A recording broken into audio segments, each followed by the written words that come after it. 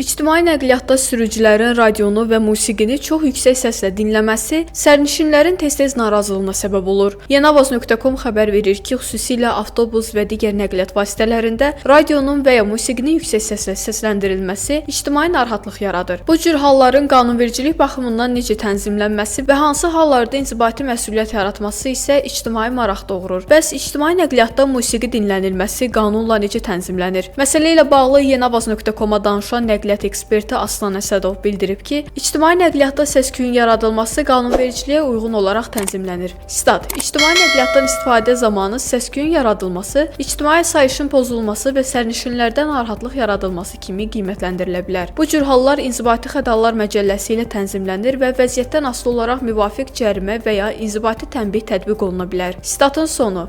Ekspert qeyd edib ki, söhbət məhz ictimai nəqliyyat vasitələrinin daxilində baş verən davranışlardan gedir. Stat: Avtobusun, marşrutun və ya taksinin daxilində radionu yüksək səslə dinləmək, telefonda ucadan musiqiyə qulaq asmaq və ya səsli videolara baxmaq mahiyyət etibarilə eyni xarakterli hərəkətlərdir. Statın sonu. Aslan Əsədov əlavə edib ki, bu cür hallar açıq məkanda, yəni ictimai nəqliyyat vasitələrindən kənarda baş verdikdə hüquqi qiymətləndirmə fərqli ola bilər.